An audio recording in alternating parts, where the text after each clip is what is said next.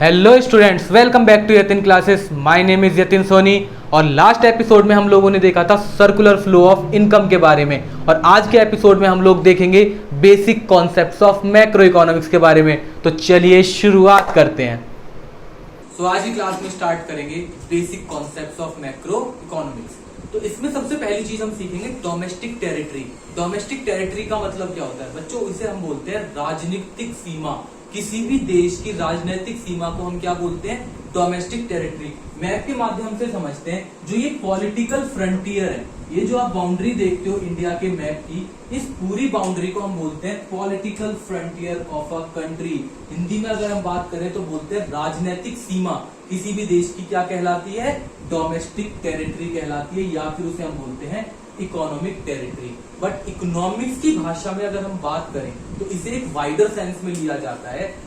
ये जो आप लोग साइड में पानी देख रहे हो, ये इसमें कई नॉटिकल माइल्स तक का जो पानी है वो हमारे हिस्से में आता है। हमारे आप लोग देखते हो हमारे बड़े बड़े जहाज है, जैसे एक INS विक्रांत है जो हमारा बे ऑफ बंगाल में रहता है। अगर हमारे पास पानी नहीं होगा तो उसे हम कहाँ पे रखेंगे? उसे हमें रखना तो पड़ेगा। तो कई नॉटिकल माइल्स तक का जो पानी है, यहाँ से बे ऑफ बंगाल में, इधर से अरेबियन सी में, इधर से इंडियन ओशियन में, ये भी किसके हिस्से में आता है? हमारे हिस्से में आता है। तो ये जो पानी वाला हिस्सा भी है, ये भी डोमेस्टिक टेरिटरी के अंदर इंक्लूड हो जाता है। अब हम इस चीज को क्यों पढ़ रहे हैं सर? हम पढ़ रहे हैं क्योंकि हमें निकालनी है देश की इनकम। हम जो यूनिट पढ़ रहे हैं उसका नाम है नेशनल इनकम। तो नेशनल इनकम को कैलकुलेट करने के लिए हमें पहले ये देखना है कि हमारे देश के अंदर इनकम कहाँ कहाँ से आ रही है। तो कोई भी बंदा, कोई भी पर्सन अगर पैसा कमाता है इंडिया की डोमेस्टिक टेरिटरी के अंदर, वो पैसा इंडिया का कहलाया जाएगा। फॉर एग्जाम्पल कोई पर्सन यहाँ पे है और ये डोमेस्टिक टेरिटरी के अंदर आ रहा है, ये पैसा भी कहाँ का कहलाएगा? इंडिया का कहलाने वाला है। कोई पर्सन यहाँ पे खड़ा होकर पैसा कमाता है, वो पैसा भी कहाँ का कहलाएगा? इंडिया का कहलाएगा। तो डोमेस्टिक टेरिटरी का मतलब होता है राजनीतिक सीमा किसी भी देश की। तो ये जो पॉलिटिकल बाउंड्री है, फिजिकल बाउंड्री है, वो तो है ही, प्लस तो साथ में हमारे जो ये पानी का हिस्सा है, ये भी किसका होता है? डोमेस्टिक टेरिटरी का पार्ट होता है। तो इकोनॉमिक टेरिटरी के अंदर इनके साथ किस किस चीज को इंक्लूड और किया जाता है। तो सबसे पहला पॉइंट देखते हैं कि किन चीजों को डोमेस्टिक टेरिटरी में सर और इंक्लूड कर सकते हैं। कह रहा है ships and aircraft owned and operated by normal resident between 2 और मोर कंट्रीज। फॉर एग्जाम्पल एक इंडिया का जहाज है जो सर्विस प्रोवाइड करवा रहा है बिटवीन चाइना एंड यूके। इन दोनों के बीच में एक प्लेन है जो सर्विस प्रोवाइड करवा रहा है। प्लेन कहाँ का है? इंडिया का है, बट सर्विस किस किस देश के बीच में प्रोवाइड करवा रहा है? चाइना और यूके के बीच में करवा रहा है। तो वही बात बोल रहा है कि शिप्स या एयरक्राफ्ट इंडिया के पर्सन का है, बट उसे ऑपरेट किया जा रहा है 2 या 2 से ज्यादा कंट्री के बीच में। तो उसकी जो इनकम होगी वो भी किसकी कहलाएगी? डोमेस्टिक टेरिटरी का हिस्सा कहलाएगी। Second sir, fishing vessels, oil and natural gas rigs and floating platform operated by the residents of a country. कह रहा है फिशिंग वेसल्स, जहाज या फिर मछली पकड़ने के जो जहाज होते हैं, oil and natural gas rigs, oil और नेचुरल गैस रिग्स, ऑयल और नेचुरल गैस को निकालने के लिए समुद्र के अंदर बड़े बड़े प्लेटफॉर्म्स बने हुए होते हैं, जहां से क्या निकालते हैं? ऑयल निकालते हैं और नेचुरल गैसेस को निकाला जाता है। तो वहां पे जो इंटरनेशनल वाटर है, इसके बाद में जो इंटरनेशनल वाटर स्टार्ट हो जाएगा तो उस वाटर पे सबका एक्सक्लूसिव राइट होता है अपने ऑपरेशंस करने का। तो इंडिया ने भी अपना एक प्लेटफॉर्म वहां पे तैयार कर रखा है, वहां पे ऑयल और नेचुरल गैस को निकाला जाता है। वो भी कहाँ का हिस्सा माना जाएगा? डोमेस्टिक टेरिटरी का। आगे पढ़ते हैं। In the international water where they have exclusive right of operation. वहां पे काम करने का अधिकार है हमारे देश के पास। तो कोई भी फिशिंग वेसल्स होंगे जो मछलियों को पकड़ने के लिए जाते हैं, मछुआरे होते हैं, या फिर वेसल्स को हम बोलते हैं जहाज, ठीक है। दूसरा oil and natural gas rigs है, ऑयल और नेचुरल गैस को निकालने के जो प्लांट है जो समुद्र के बीच में लगे हुए हैं, ठीक है। अभी मैं आप लोगों को एक फोटो दिखा देता हूँ बीच में। और जो फ्लोटिंग प्लेटफॉर्म है जो इंटरनेशनल वाटर के अंदर हमने लगा रखे हैं, जहां पे हमारा अधिकार है वहां पे काम करने का, वो भी किसका हिस्सा होगा? हमारा डोमेस्टिक टेरिटरी का। तो 2 चीजें हो गई। पहला, अगर कोई शिप है या एयरक्राफ्ट है जो 2 देशों के बीच के अंदर अपनी सर्विसेज को प्रोवाइड करवा रहा है, तो वो भी किसका हिस्सा है? डोमेस्टिक टेरिटरी का। सेकंड, कोई भी ऑयल और नेचुरल गैस रिग्स है, फिशिंग वेसल्स है जो दो देशों के बीच में चल रहे हैं, वो भी किसका हिस्सा कहलाएंगे? डोमेस्टिक टेरिटरी का। Third, embassies, consulates and military establishment of a country located abroad. अब आप लोगों को पता होगा बेटा, हर कंट्री के अंदर हर कंट्री का एक ऑफिस होता है जिसे हम बोलते हैं एम्बेसी, जिन्हें हम हिंदी में बोलते हैं राजदूत। फॉर एग्जाम्पल, आप लोगों को दुबई जाना है, ठीक है, यूएई जाने के लिए आपको पहले उनका वीजा लेना पड़ेगा। वीजा लेने के लिए आप कहाँ पे जाओगे? दुबई की एम्बेसी में जाओगे। तो दुबई की एम्बेसी कहाँ पे है? दिल्ली में, छतरपुर में। अब आप वहां पे जाओगे, वहां जाके आप लोगों का इंटरव्यू होगा और इंटरव्यू में पूछा जाएगा कि भाई आप दुबई में क्यों जाना चाहते हो।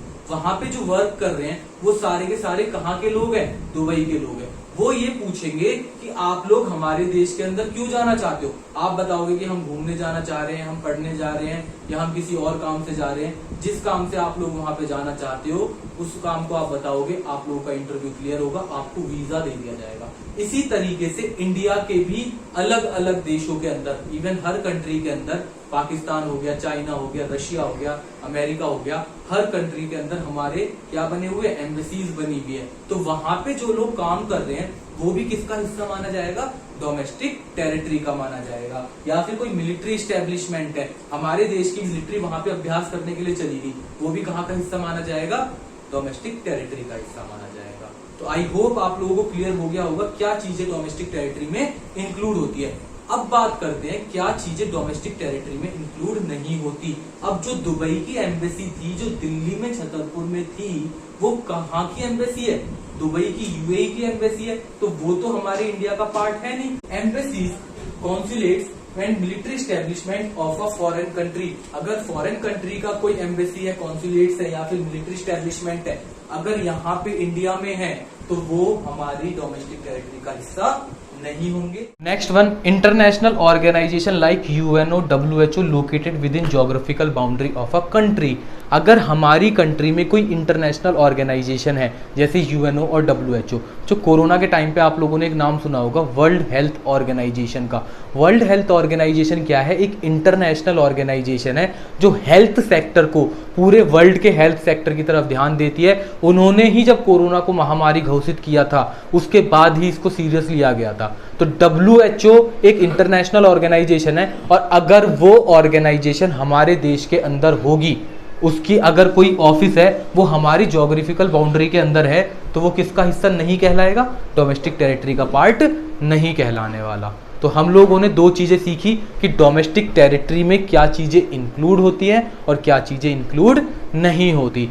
तो अगला टॉपिक हम देखते हैं, नॉर्मल रेसिडेंट कौन होते हैं। कह रहे हैं नॉर्मल रेसिडेंट्स, जो लोग इंडिया की डोमेस्टिक टेरिटरी के अंदर रह रहे हैं और जिनका centre of economic interest India के अंदर ही है। बात ये बताता है कि it refers to an individual और an institution who ordinarily resides in the country and whose center of economic interest also lies in that country। जो भारत की सीमा के अंदर रहता है और जिसका सेंटर ऑफ इकोनॉमिक इंटरेस्ट भी कहाँ पे लाई करता है? यहीं पे लाई करता है। अब इकोनॉमिक इंटरेस्ट की बेटा यहाँ पे दो बातें हो रही हैं। इकोनॉमिक इंटरेस्ट कह रहा है कि जो बंदा रहता है कहाँ पे? डोमेस्टिक टेरिटरी के अंदर, उसका इकोनॉमिक इंटरेस्ट, और जो अपनी बेसिक इकोनॉमिक एक्टिविटीज, कमाना, खर्च करना, रहना, मतलब अर्निंग और लिविंग, वो उसी कंट्री में करता है, उसे हम बोलते हैं इकोनॉमिक इंटरेस्ट। तो दो बातें यहां पे निकल के आती हैं कि नॉर्मल रेसिडेंट एक इंडिविजुअल और इंस्टीट्यूशन है जो इंडिया के अंदर रहता है और जिसका सेंटर ऑफ इकोनॉमिक इंटरेस्ट भी कहाँ है? इंडिया के अंदर है। तो दो बातें हमें समझ में आई कि सर नॉर्मल रेसिडेंट तो क्लियर हो गया, बट नॉर्मल रेसिडेंट में कौन इंक्लूड नहीं हो सकता? कह रहा है सबसे पहला फॉरेन टूरिस्ट एंड विजिटर्स। अगर कोई फिरंगी हमारे देश के अंदर घूमने के लिए आ रहा है, ताजमहल देखने के लिए आ रहा है, अगर वो यहाँ पे घूमने के लिए आया है तो वो नॉर्मल रेसिडेंट नहीं कहलाएगा। Foreign staff of embassies, official, diplomats and member of armed force. अभी हम लोगों ने देखा कि हमारे कंट्री के अंदर विदेशियों के क्या बने हुए हैं? एम्बेसीज बनी हुई हैं। अगर उसके मेंबर हैं, उनका सेंटर ऑफ इकोनॉमिक इंटरेस्ट कहाँ होगा? अपने देश में होगा। अब भाई दुबई का ऑफिस कहाँ पे बना हुआ है एम्बेसी, कहाँ बनी हुई है, छतरपुर में बनी हुई है। अब उनका जो main centre of economic interest अपनी कंट्री के अंदर होगा, पर वो रह कहाँ पर रहे हैं, इंडिया के अंदर रह रहे हैं, तो उनका अपनी कंट्री में होगा। तो कोई भी अगर फॉरेन स्टाफ है एम्बेसीज में, ऑफिशियल डिप्लोमेट्स हैं या कोई भी आर्म्ड फोर्सेस के मेंबर हैं, वो सब किस में इंक्लूड नहीं होते, हमारे नॉर्मल रेसिडेंट में। थर्ड, इंटरनेशनल ऑर्गेनाइजेशन, मैंने अभी बताया था कि WHO, UNO ये इंटरनेशनल ऑर्गेनाइजेशन है बेटा, किसी देश की नहीं है, सारे देशों का मिला के एक संगठन बना हुआ है, ये किसी देश के अंदर नहीं आता। तो अगर इंडिया के अंदर इनका ऑफिस है या कोई ऑर्गेनाइजेशन है तो वो भी डोमेस्टिक टेरिटरी में या नॉर्मल रेसिडेंट वो लोग नहीं कहलाते। Fourth point, employees of international organization, अगर इसके अंदर कोई एम्प्लॉई है, UNO है, WHO है, इनके अंदर भी अगर कोई एम्प्लॉइज हैं तो वो भी इसका पार्ट नहीं होंगे नॉर्मल रेसिडेंट का। Next, border worker. Border worker का मतलब होता है बेटा जो लोग बॉर्डर डेली क्रॉस करते हैं। फॉर एग्जाम्पल इंडिया और नेपाल का बॉर्डर बिल्कुल टच में है। अब कई लोग नेपाल की तरफ जाते हैं काम करने के लिए, और कई लोग नेपाल से कहाँ पे आते हैं, इंडिया में काम करने के लिए आते हैं। तो वो डेली किसके लिए आ रहे हैं, अपने वर्क को कंप्लीट करने के लिए आ रहे हैं, वो भी किसका पार्ट नहीं होंगे, नॉर्मल रेसिडेंट का पार्ट नहीं होंगे। Last, crew member of foreign vessels. Foreign vessels मतलब विदेशी जहाज, उनके member, commercial travellers and seasonal workers, जो स्टे करते हैं 1 साल से कम के लिए। विदेशी जहाज है जिसको सामान ले जाने में टाइम लग गया, अगर वो किसी इंटरनेशनल वाटर के ऊपर है और उसमें 1 साल से ज़्यादा बंदा रहता है तो वो नॉर्मल रेसिडेंट कहलाएगा। बट अगर 1 साल से कम रहता है तो वो नॉर्मल रेसिडेंट नहीं कहलाएगा। यहाँ फोर्थ पॉइंट में बात कर रहा था एम्प्लॉइज ऑफ इंटरनेशनल ऑर्गेनाइजेशन। बेटा WHO का एक ऑफिस मान के चलो इंडिया के अंदर, दिल्ली के अंदर है, उसमें कुछ एम्प्लॉइज काम कर रहे हैं। अगर उसने वर्क 1 साल से ज़्यादा किया है, अगर 1 साल से कम किया है तो नॉर्मल रेसिडेंट नहीं कहलाएगा। बट अगर 1 साल से ज़्यादा वो वर्क करता है तो वो कहाँ का रेसिडेंट कहलाएगा, अब इंडिया का। तो 1 साल से अगर कम रहेगा तो वो नॉर्मल रेसिडेंट की कैटेगरी में नहीं आएगा। बट अगर उसने 1 साल से ज़्यादा UNO के अंदर, WHO के अंदर काम कर लिया तो किसके अंदर कहलाएगा, वो नॉर्मल रेसिडेंट्स के अंदर आएगा। तो हम लोगों ने पढ़ा नॉर्मल रेसिडेंट की क्या डेफिनेशन होती है और कौन कौन लोग हैं जो इसमें इंक्लूड नहीं होते। तो अगला टॉपिक हम लोग देखते हैं, सिटीजनशिप और रेसिडेंटशिप में क्या फ़र्क है। सिटीजनशिप का मतलब होता है नागरिकता, एक देश की जो नागरिकता होती है उसे हम क्या बोलते हैं, सिटीजनशिप। आप लोगों ने देखा होगा अभी थोड़े दिन पहले बहुत ज़्यादा प्रोटेस्ट हुए थे, CAA का एक्ट आया था, NRC का एक्ट आया था, जिसके अगेंस्ट बहुत ज़्यादा दिक्कतें हो रही थी। वो जो सारी लड़ाई थी वो थी सिटीजनशिप के ऊपर। सिटीजनशिप, नागरिकता आपका एक लीगल कॉन्सेप्ट है, एक लॉ का कॉन्सेप्ट है, एक कानूनी कॉन्सेप्ट है। बट रेसिडेंटशिप एक इकोनॉमिक कॉन्सेप्ट है, एक इकोनॉमी में रहने वाला कॉन्सेप्ट है। फॉर एग्जाम्पल रोहिंग्या मुसलमान बहुत सारे हमारे देश के अंदर आ चुके थे। अब वो सारे लोग हमारे देश के रेसिडेंट थे, वो सिटीजन्स नहीं थे। जिसके ऊपर ये लड़ाई चल रही थी वो सिटीजनशिप की थी, कि सिटीजनशिप एक लीगल कॉन्सेप्ट है और रेसिडेंटशिप एक इकोनॉमिक कॉन्सेप्ट है। सिटीजनशिप बंदे को कब मिलती है, जब वो इंडिया के अंदर बॉर्न हुआ हो। अगर आप इंडिया के अंदर बॉर्न हुए हो तो आप ऑटोमेटिकली इंडिया के सिटीजन कहलाओगे, इंडिया के नागरिक कहलाओगे। अगर कोई पर्सन जो इंडिया के बाहर पैदा हुआ है और वो इंडियन लॉ के अकॉर्डिंग जो कंडीशंस हैं उसके अकॉर्डिंग अगर इंडिया की सिटीजनशिप के लिए अप्लाई करता है कि मुझे इंडिया की नागरिकता चाहिए, और अगर उसे हमारा इंडियन लॉ अलाउ कर देता है तो वो भी कौन कहलाएगा, इंडिया का सिटीजन कहलाएगा। अब अगर हम बात करें रेसिडेंटशिप की, तो रेसिडेंटशिप एक इकोनॉमिक कॉन्सेप्ट है।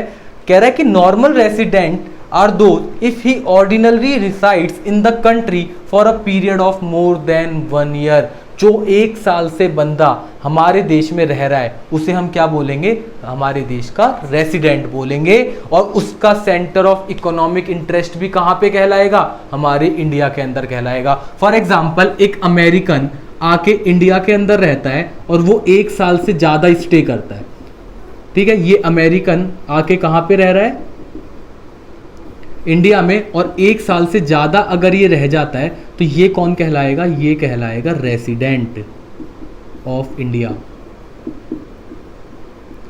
सेम एज कोई इंडिया का पर्सन है और वो अमेरिका में जाके रहता है तो वो नागरिक कहाँ का कहलाएगा, इंडिया का। बट रेसिडेंट कहाँ का कहलाएगा? अमेरिका का। जैसे जैसे प्रियंका चोपड़ा ने शादी कर ली निक जॉन से, अब वो कहाँ पे शिफ्ट हो गई? अमेरिका में। तो क्या उसकी नागरिकता इंडिया से चली गई? नहीं, वो नागरिक कहाँ की है? इंडिया की है। बट अब वो रेसिडेंट कहाँ की कहलाएगी? वो रेसिडेंट कहलाएगी अमेरिका की। ठीक है, तो सिटीजनशिप और रेसिडेंटशिप में आई होप आप लोगों को समझ में आ गया होगा। तो स्टूडेंट्स, आज की क्लास को यहीं पे खत्म करते हैं। अगर आप लोगों को वीडियो अच्छी लगी है तो ज़्यादा से ज़्यादा लाइक करें, शेयर करें और सब्सक्राइब करें। तब तक के लिए धन्यवाद, मिलते हैं नेक्स्ट वीडियो में।